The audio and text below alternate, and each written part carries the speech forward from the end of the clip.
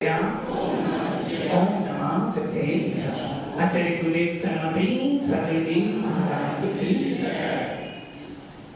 भव्यात्मा भगवान महावीर का शासन मिला है। सौभाग्यशाली है, पुण्यशाली है। इस कली काल के अंदर भी हमें अपने नाम के पीछे जैन लिखने का सौभाग्य मिला है। और जब कोई हमें कहता है जैन साहब, तो क्या लगता है कि कम से कम किसी ने तो भगवान महावीर के धर्म को याद किया।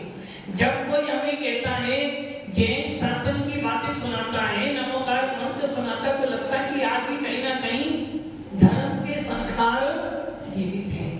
जब व्यक्ति सवेरे सवेरे उठता है, सबसे पहले क्या करता है? नमोकार मंत्र। आंख खोलता है तो नमोकार मंत्र पढ़ता, आंख बंद करता है तो नमोकार मंत्र पढ़ता है। यदि कहीं फंस जाता है और लगता है कि अब मेरे को कोई रास्ता नहीं सूझ रहा, क्या करता है? सीधा नमोकार मंत्र का स्मरण करता है। यदि डॉक्टर कहते कि बस अब ये बचने वाला नहीं है, तुरंत मन में नमोकार मंत्र आ जाता है। और जब कोई मुनिराज बनते हैं तो भी नमोकार मंत्र का स्मरण किया जाता है। यहाँ तक कि तीर्थंकर जैसे महान भगवत आत्माएं भी जब दीक्षा लेती हैं तो सिद्धि या सिद्धों को नमस्कार कर दीक्षा धारण कर लेते हैं। ऐसे वीतराग शासन में, ऐसे हिंसा परमो धर्म जहाँ पे बोला जाता है, ऐसे जिन शासन में हम सबका जन्म हुआ है, कितने स्वाभिमान की बात है कि हमारा धर्म कहता है चींटी को भी नहीं मारना, ऐसा तो धर्म है।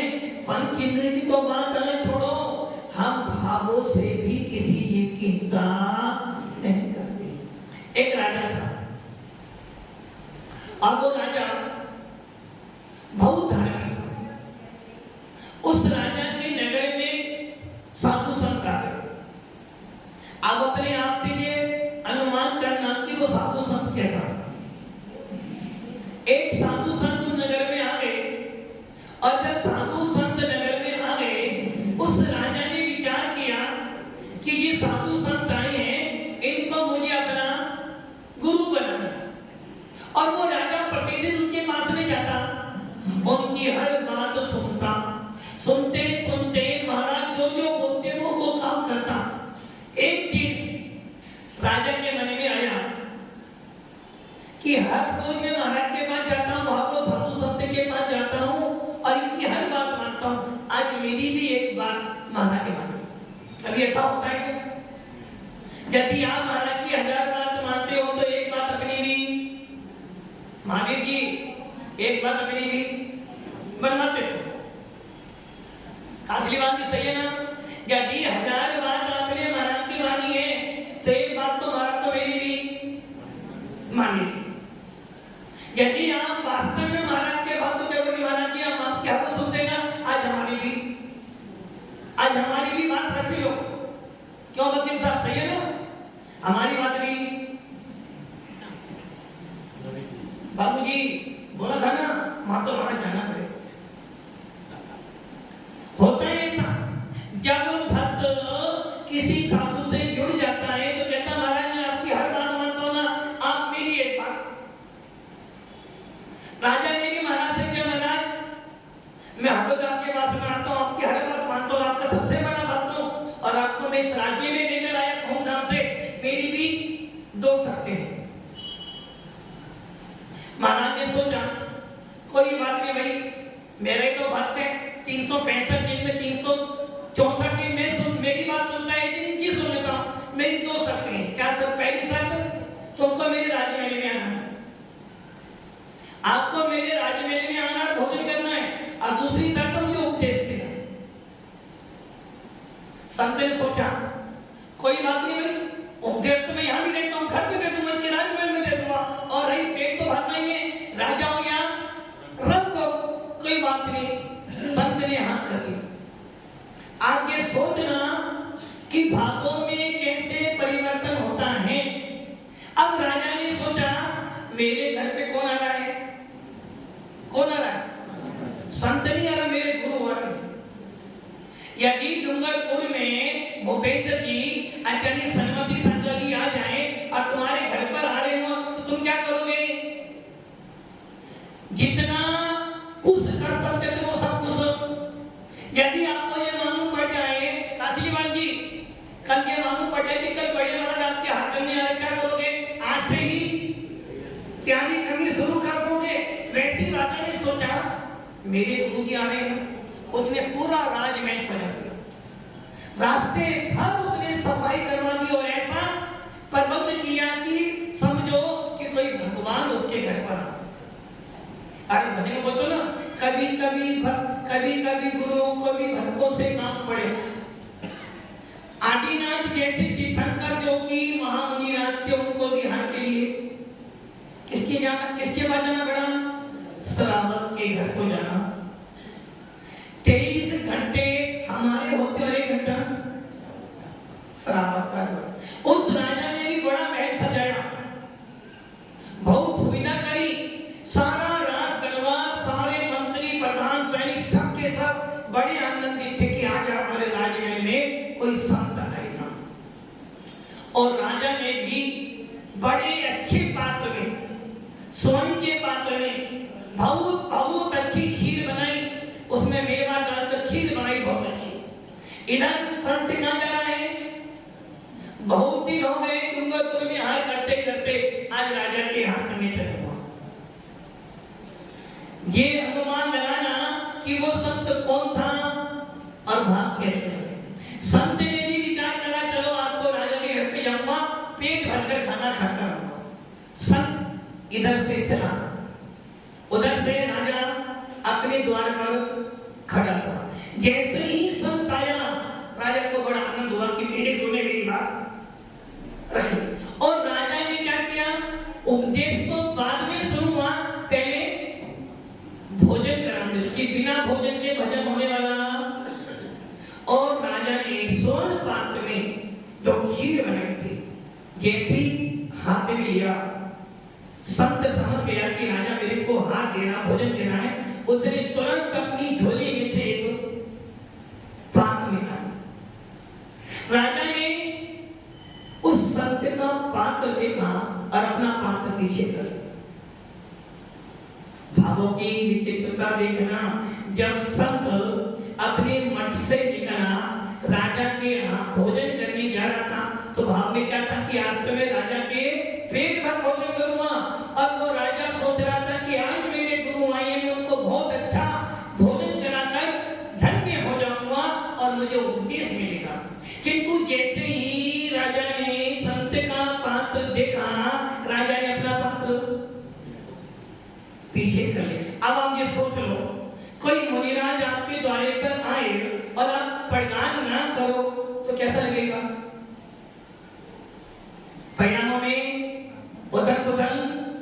संत ने देखा कि राजा ने अपना पात्र पीछे कर लिया। मेरा पात्र देखकर संत ने अपना पात्र झोली में डाला और वापिस हो गया। यहाँ पर मठ की आगे आगे संत, पीछे पीछे राजा, आगे आगे संत, पीछे पीछे राजा, चलते चलते चलते चलते मन संत अपने मठ पर आकर बैठे।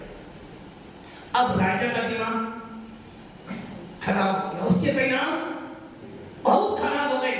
ऐसे भी महाराज होती है क्या? मैंने बोला था कि मेरी 2 बातें माननी है। पहली बात, मेरे घर पे राजमहल में भोजन करना, मुझे उपदेश देना। किंतु संत ने मेरे गुरु मेरी दोनों ही बातें नहीं मानी। ऐसे कैसे संत होते हैं? और कोई बात नहीं, भोजन नहीं किया मत करते, कम से कम उपदेश को देते। ऐसे महाराज होते हैं। और वो राजा ने संत को देख तो रहा है, बैठा तो है, किंतु परिणाम इतने संकलिष्ट हो गए कि उतने संतों को कहने की हे संत, हे गुरुदेव, मैंने आपको बोला था ना 2 बातें के लिए, 364 दिन आपकी हर बात मानता हूं, आपने मेरी बात नहीं मानी। आपके कारण आपने मुझे बोला था कि मैं तेरे राजमहल में आऊंगा, भोजन भी करूंगा, उपदेश भी आए तो सही, किंतु आपने भोजन नहीं किया और ना ही उपदेश किया। भोजन नहीं किया, कोई बात नहीं, तो उपदेश को देते। संत ने अपना मौन खोला, बोले राजन मैं तो तुझे उपदेश देकर आया कि तुझे तो बता, तूने निमंत्रण दिया था, मैं तेरे निमंत्रण से आया, किंतु तूने मुझे भोजन क्यों नहीं दिया? राजा बोले, महाराज मैंने आपका पात्र देख लिया था, आपके पात्र में धूल लगी हुई थी, मिट्टी लगी हुई थी, और मेरे पात्र में जो भोजन था बहुत मेहनत से स्वादिष्ट बनाया था। यदि मैं वो बढ़िया भोजन तुम्हारे गंदे पात्र में डालता तो मेरा सारा भोजन खराब हो जाता, इसलिए मैंने तुमको भोजन, मैंने तुम्हारा पात्र देखा गंदा पात्र था, और गंदे पात्र में अच्छी वस्तु खराब हो जाती है, इसलिए तुमको मैंने भोजन। संत बोला, अच्छी बात है, किंतु राजा बोला, भगवान करो, इतनी बात कहने से बात पूरी होती नहीं है। मैंने भोजन नहीं दिया, ये बात सत्य है, तुम्हारा पात्र गंदा था, और गंदे पात्र में कोई भी भोजन नहीं देता, किंतु संत महात्मा आपने तो मुझे उपदेश देने का वचन दिया था ना, आपको उपदेश देते। तो संत बोले, बड़ा सुंदर उत्तर संत बोले, राजन तूने मेरा पात्र देखा था गंदा था, तूने मुझे भोजन नहीं दिया, उसी प्रकार मैंने भी तेरा पात्र देख लिया था कि तेरा पात्र गंदा है, और गंदे पात्र में मैं जो कुछ भी डालूंगा वो सबका सब खराब हो जाएगा। राजा नहीं समझा। संत ने कहा, जब तूने मेरे पात्र में धूल देखी, मिट्टी देखी, गंदा पात्र देखा, तूने भोजन नहीं दिया ना, वैसे ही तेरी इस शरीर रूपी जो आत्मा अंदर बैठी थी उसमें कसाई भरी हुई थी, राग देश भरा हुआ था, मिथ्या भरा हुआ था, तेरा पात्र देखकर मैंने भी तुझे उपदेश नहीं दिया, तो कहते तुझे मैं उपदेश देता तो मेरा सारा उपदेश गंदा हो जाता। उसी प्रकार भगवान महावीर का शासन कहता है, मिथ्या दृष्टि जीवों को जिनवाणी का उपदेश नहीं देना चाहिए, यदि दोगे तो सारा का सारा उपदेश खराब हो जाएगा। इसलिए भव्य आत्माओं, यदि तुम्हें उपदेश मिल रहा है तो समझ लेना कि आपको आचार्य भगवंत गुरु महाराज करुणा कर कहीं सीख गुरु करुणा।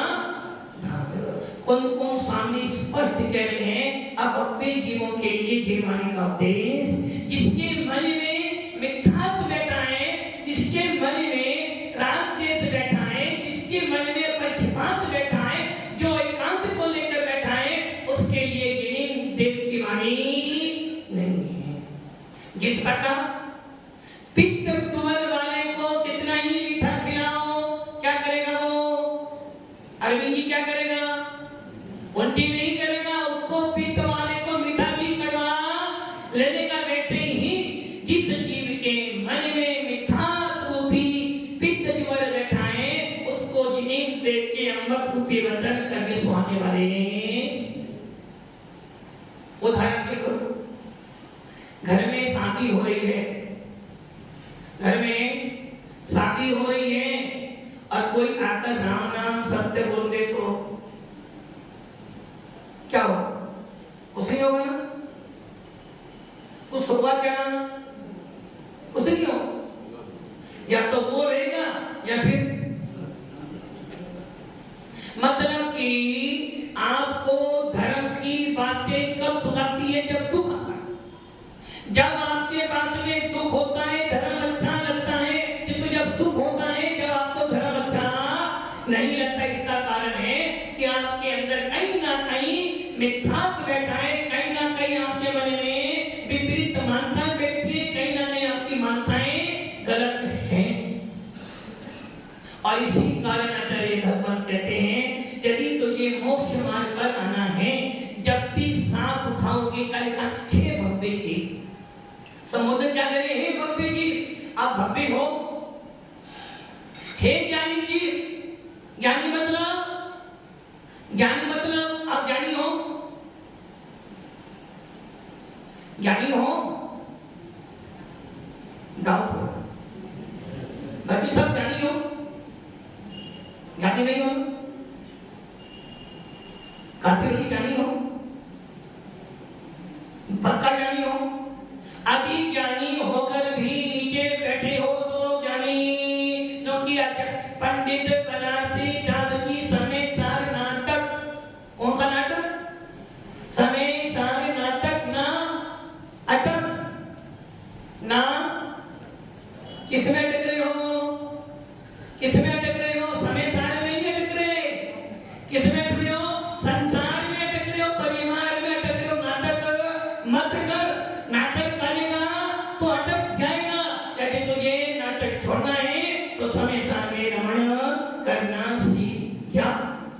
जिस प्रकार एक म्यान में दो तलवार नहीं रह सकती, वैसे ही ज्ञानी हो और विषय भोगों में प्रवृत्ति करो तो आप ज्ञानी होने के बाद भी घर में रहो तो ज्ञान समान न अन्य जगत में सुख को कारण ये परिमामत जन्म जन्म मृत्यु रोग निवारण। आदि ज्ञानी है, ज्ञान का फल क्या है? ज्ञान का फल है चारित्र। व्यापार का फल क्या है? व्यापार कर्तव्य का फल क्या है? लॉस लाभ। ये तो जानते हो कि व्यापार का तो लाभ कमाना, वैसे ही यदि ज्ञानी हो तो ज्ञानी का कर्तव्य क्या है? आत्मा में भ्रमण करने की कला सीखना। किंतु आपको धन से धन कमाना को आता है ना? धन से धन कमाना आता है, किंतु आत्मा से आत्मा को जानने की कला नहीं। इसलिए सबसे ज्यादा जरूरी है आपके अपने परिणामों को सुधारने की। इसलिए आचार्य ओम स्वामी ने 5 प्रकार के भाग बताए थे। औषधि भाग, छायिक भाग, चौथमी भाग, औदाई भाग और पारिणामिक। सबसे ज्यादा समर्थ, सबसे ज्यादा साथ में रहने वाला भाग कौन सा है?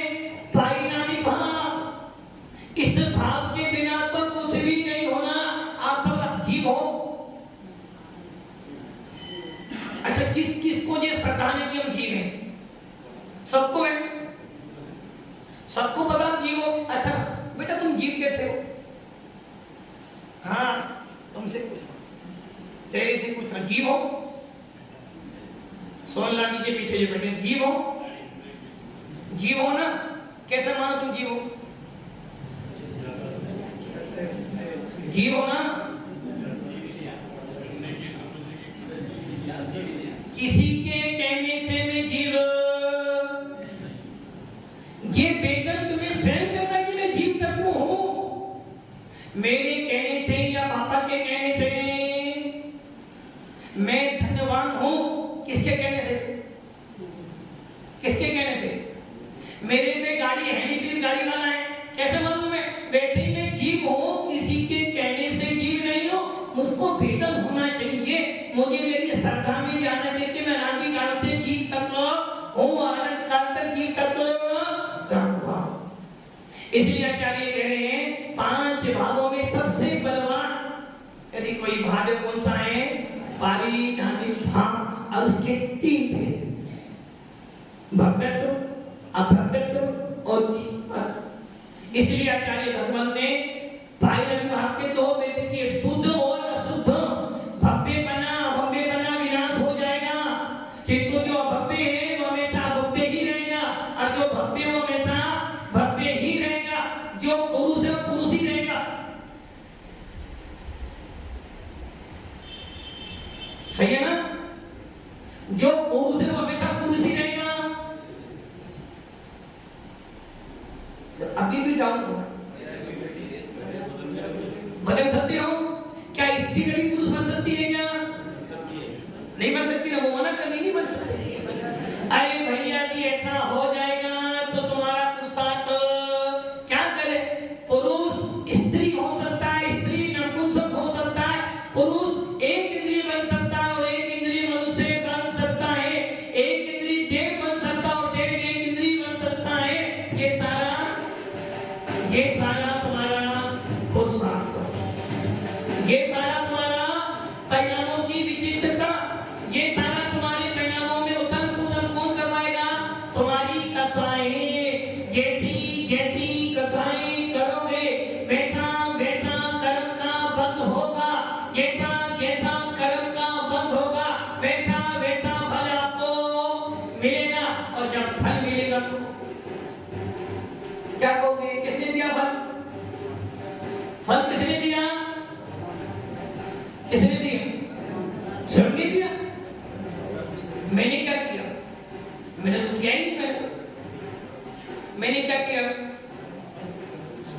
मैंने कुछ किया ही नहीं भाई। मैं तो किसी का करता। उस समय हम ये नहीं लगाते कि मैंने सब कुछ तो मैंने ही किया था।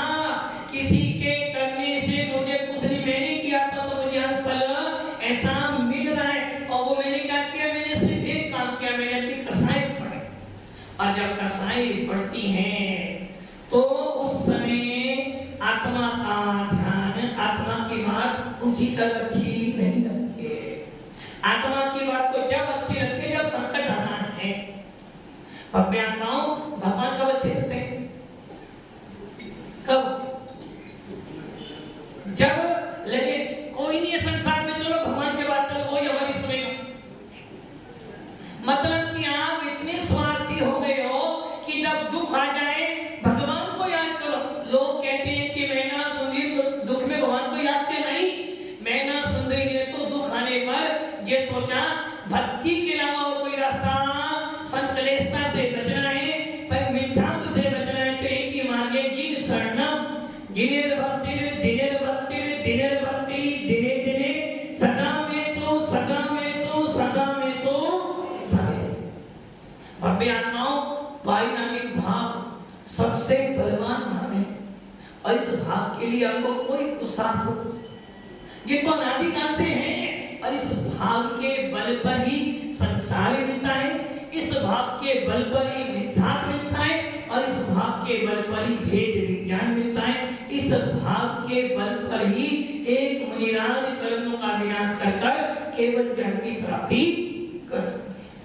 दूसरा भाव पहला कहता है उपसर्गी भाव। इस भाव को प्राप्त करने के बाद मोक्ष मार्ग शुरू हो जाता है। दूसरा भाव था अच्छाई भाव, जिसके लिए पुरुषार्थ करना है। ये जो नर भव मिला है, चिन्ह कुल मिला है, मुनि मुद्रा धारण करिए, श्रावक कुल मिला है, पूजा भक्ति करने को समाधान रखो, इन सब का पुरुषार्थ करने के पीछे एक ही प्रयोजन है कि मेरी पर्याय शुद्ध हो जाए, मेरी आत्मा में कृतज्ञता प्रकट हो जाए, मेरी इस आत्मा में केवल जन की प्राप्ति। और ये सारा था छाई भाव के लिए करना। छाई को अपने आप कह रहा है 8 कर्म होते हैं। कितने कर्म हैं? 8 कर्मों में से ज्ञानावनी, दशमावनी, अंतराय और मोहिनी, यदि ये 4 कर्मों का विनाश कर दिया तो आप कौन बन जाओगे? केवली भगवान, अनंत भगवान बन जाओगे। और एक बार के अनंत बन गए फिर तुम्हें कोई काम छाई भाव के लिए सारा पुरुषार्थ करना है। अनादिकाल से आप पुरुषार्थ करते करते करते करते आज आए हो और इस पर्याय को भी आपने गवा दिया तो तुम्हारा सारे भव सुधारना किसको है? हमें कौन से भाव को प्राप्त करना है? छाई भाव। सुधारना कौन से भाव को है? भूत को या भविष्य को? वर्तमान। और भूत को नहीं सुधारना, जो गया वो सुधरने वाला और जो आने वाला है वो मेरे हाथ में, पीछे वाला मेरे हाथ में नहीं था, आगे वाला मेरे को पता नहीं क्या होगा। तो वर्तमान को वर्तमान की किसकी जरूरत है? वर्तमान को वर्तमान की आवश्यकता। क्या है वर्तमान? हमारे अंदर बैठा है। कोई भगवान आकर मेरा वर्तमान नहीं सुधारेगा, मेरे परिणाम मेरे भाव भी मेरे वर्तमान को सुधारेंगे। और यदि मेरा वर्तमान सुपर तो मेरा भविष्य अपने आप पहले क्या थे? महावीर पहले कौन थे? सबको पता है ना कि तुम महावीर के पूर्व भवों को देखते हैं तो भगवान ने महावीर के जीव को हाथ जोड़ने की इच्छा नहीं होती है। किंतु यदि भगवान का भविष्य देखते हैं तो भविष्य भी वही और वर्तमान भी उनका वही है कि आज वो सिद्ध बनकर बैठे और आज उनके नाम के आगे हमारी, उनके नाम से हमारा काम चलता है। तो भव्य आत्माओं, वर्तमान के परिणामों को सुधार लोगे तो आपकी पर्याय सुधर जाएगी और पर्याय सुधर जाएगी तो भविष्य अपने आप सुधर जाए। मैं भविष्य में ऐसा मुझे मिले, मुझे ऐसा मिले, मुझे ऐसा मिले, ये मत सोचो। बस अपने भावों को अच्छा बना के रखो तो अच्छे भावों का फल अच्छा ही फल मिलेगा। चौथा भाव कौन सा था? ओदायिक भाव। वो क्या करना है? आपको फल देना। जो भी तुम्हारे और नहीं भाव आप आज गरीब हो कल अमीर थे, आज लड़के आज पुरुष बने हो कल स्त्री बन जाओगे, आज इतना सब करने के बाद भी कोई मेरा सम्मान नहीं करता। ये सारा भाव कौन दे रहा है? ओदाई भाव। ये सारा कौन का फल दे रहा है? ओदाई भाव। किसने कमाया? आपने कमाया। दान देने की इच्छा हुई नहीं दे पा रहे हो, कर्म भाव भी हो गया। महाराज बनना चाहते हो बन भी पा रहे हो, किसका हो गया? किंतु ऐसा मत कहना पुरुषार्थ कर। औदायिक भाव मुझे दुखी कर सकता है क्या? क्या कोई कर्म मुझे दुखी कर सकता है क्या सुदर्शन जी? नहीं कर सकता। सोच लो, सोच लो। यदि मैं अभी तुम्हें दो बातें सुना दूं तो सुदर्शन जी फिर तुम्हारा चक्कर कहां जाएगा? अरे भैया पुद्गल कर्म पुद्गल है, और मैं कौन? चेतन आत्मा। पुद्गल की पणति पुद्गल में होती है, चेतन की पणति चेतन में होती है। चेतन पुद्गल का कुछ नहीं कर सकता, पुद्गल चेतन का। किंतु शब्द कहावत है ना, गोली का घाव तो भर जाए, किंतु गोली का भाव, यदि किसी ने गोली मारी है 10-15 दिन में वो घाव, किंतु किसी ने कठोर वचन बोल दी है तो जन्मों जन्मों तक। पुद्गल इतना बलवान है कि एक शब्द सुना और आपकी पूरी चेतना में परिणाम बिगाड़ दिए। एक अच्छा शब्द सुना, आपकी पूरी चेतना में आनंद। इसलिए भैया शब्द पुद्गल है, और सुनते हैं तो हमारे परिणाम भी खराब होते होंगे। यदि आपके परिणाम खराब होते हैं तो साधु संतों के भी परिणाम तो पुद्गल है, किंतु साधु संत क्या करते हैं? सुना, थोड़ा सा रोष तो आया, किंतु फिर सोचते भैया ये मेरा स्वरूप, ये मेरा भाव पर भाव है, ये पुद्गल के बदले में मैं क्यों दान दे रहा हूं? और ऐसा करके तुरंत आत्मा के अंदर प्रवेश, और सवेरे सवेरे उठते हैं खम्मा में सब जीवाना खम्बे जीवा। और आपने सुने तो इसलिए भव्य आत्माओं सत्य पुद्गल है, बोलते नहीं है, किंतु काम वो कर जाते हैं कि पूरे के पूरे भवों को बिगाड़ देते हैं। किसने बिगाड़ा भाव? पुद्गल ने। किसने बिगाड़ा? सुदर्शन जी किसने बिगाड़ा? महाराज जी ने मुझे ऐसा बोला इसलिए मेरे परिणाम खराब बने। ना तो मैं ये शब्द सुनता और सुनी भी लेता, उपयोग ना लगाता तो शब्द सुने थे, यहाँ से सुन तो यहाँ से, किंतु करते क्या? अच्छी अच्छी बातें तो यहाँ से सुनते हो, यहाँ निकाल देते हो, और जितनी भी खराब बातें सुनते हो सीधा जानो देखो अंदर आने दो। ये तो करते हो। आपके घर में आपका बेटा बहुत अच्छी तरह से तुमसे बात करता है, किंतु उसने यदि एक दिन थोड़ी सी बात तेज कर दी, बस उसी दिन आपका हाई पावर क्या हो गया? आपने शब्द में अपना उपयोग लगा दिया। इसलिए भव्य आत्माओं सारा कर्म बंद जो करवाती है, भावों को बिगाड़ती है, भावों को अच्छा करना हो, सारा काम तुम्हारी कसाई कराती है। जैसी जैसी कसाई बनती है वैसे वैसे भाव बनते हैं, जैसे जैसे भाव बनते हैं वैसे वैसे कर्मों का आचरण होता है, जैसा जैसा आचरण होता है वैसा वैसा बंद होता है। और जब बंद हो जाता है तो फिर तो भोगना पड़ता नहीं पड़ेगा। अब आप देख लो, मनुष्य गति में तो आदमी जलकर मर सकता है, झेल खाकर मर सकता है, ज्यादा दुख आ जाए तो फांसी लगाई और दुख दूर हो गए। संजय जी दुख दूर हो गए, संजय जी दुख दूर हो गए। एक व्यक्ति के पास बहुत सारा कर्जा था 10 करोड़ का, अब वो गया उसे फांसी लगा ली। वो किससे लोगे पैसे? किससे लोगे पैसे? मरने वाले से, परिवार वालों से। तो क्या वो दुख से छूट गया? उसको अगले भव में और ज्यादा दुख। इसलिए आचार्य भगवंत कहते हैं भैया मर जाने से, पर्याय छोड़ देने से कर्म हटने वाले। महाराज ये बड़ा दुख है, भगवान उठा ले, बड़ा दुखी हूं। आदि तुझे भगवान उठा भी लेंगे तेरे कर्म करने वाले को। यदि कर्मों को काटना है तो एक ही रास्ता है। क्या रास्ता है? भावों में अपने नहीं, सामने वाले, सामने वाले के भाव अच्छे बन जाए तो मेरे भाव अच्छे। महाराज जी कुछ नहीं किए, बस बेटा सेटल हो जाए, बस मेरा काम पूरा। महाराज जी बस इसकी शादी हो जाए ना, मैं तो गंगा जी नहाऊंगी। तो उसकी शादी तुम्हारा क्या हो जाएगा? उसकी शादी से तुम्हें क्या मिल जाएगा? तुम्हारे बिना और खराब हो जाए। महाराज जी रात्रि बोले क्या करूं, बच्चे भी छोटे हैं, बच्चे छोटे होने में तुम्हारा क्या जा रहा भैया? इसलिए ध्यान रखना, सारा खेल तुम्हारे भावों का है और तुम्हारे भाव तुम्हारी कसाइयों के अनुसार होते हैं और तुम्हारी कसाई तुम्हारी आगे की लाइफ सेट करती है। बंद जो होता है किससे होता है?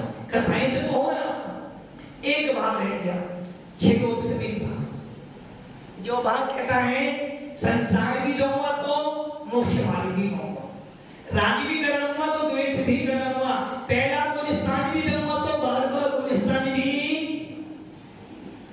अब आप सोच लो, इस प्रकार तुम्हारे लिए 5 भाव हैं। पहला उपसमी भाव का गुलिस्तान कौन सी? उपसमी के दोगे, उपसमी स्तंभ में तो उपसमी 40, तो उपसमी स्तंभ में तो 4 से 7, चौथे गुलिस्तान में, 5वें में, 6वें में, 7वें में उपसमी स्तंभ है। द्वितीय उपसम में दर्शन 4 से लेकर 11वें गुलिस्तान तक, उपसमी 40 11वें गुलिस्तान में, और 26 भाव चौथे गुलिस्तान में उत्पन्न हो जाता है। एक भाव 26 समेत, और बाकी 13वें गुलिस्तान में 12वें में मिलता है।